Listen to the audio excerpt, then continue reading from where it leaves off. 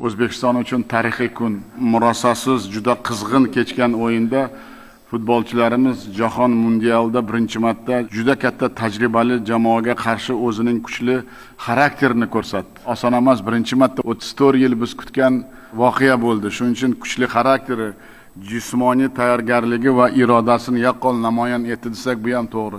Biz uchun chempionatdagi birinchi golimiz bu ham g'alaba.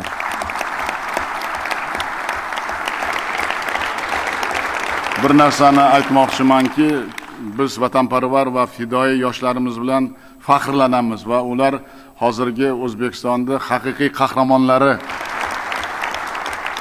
Hali oldimizda juda ko'p imkoniyatlar borligini o'zlaring ko'rdilaring.